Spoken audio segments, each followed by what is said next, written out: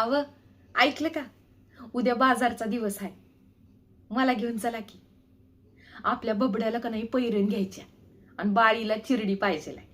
आणि आपण तुमच्यासाठी का नाही ते करवती काटाचं धोतर असते बघा, ते घ्यायचंय. हा 4 माणसांमध्ये माझा नवरा गेल्यावर कसा उठून दिसायला पाहिजे. हा हाय का आता? नाही कशा पाहिजे म्हणायला सांग. त्या धोत्राला बघा किती गाठी बांधून ठेवलाय सा. ते बरं दिसतंय वय? तू मसने चालत असं मला नाही गोड वाटत. माझ्या मनाला का नाही अशी रुकरुक लागून राहत्या. आता नाही वय करत बसू नका सा.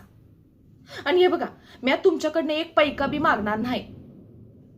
मी माझ्या स्वतःच्या पैक्याने घेणार आहे.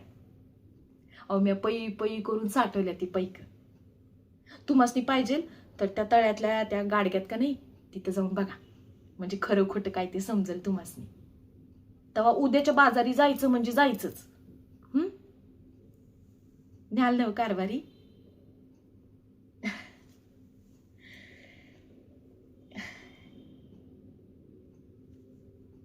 काय म्हणलं सा?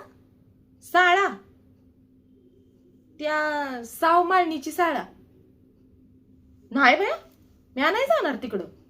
उगा आपलं धड्या अंगाला पिसं लावून घ्यायचे आणि अंग खाजवत बसायचं. बरं आहे का ते? आणि लोक काय म्हणतील, दिनकर पाटलाची बायको गेली साळला, गणगोत तोंडात शेण घालत्याल.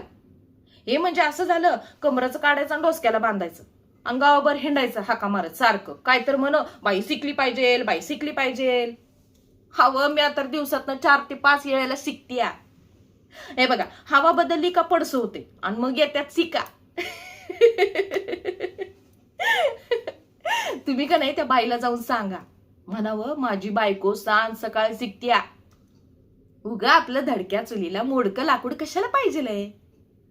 आणि आमासनी नाही व्हायचं बाबा ते माडमान फाडमा. नाही, तुम्ही का नाही त्या बाईला जाऊन सांगा.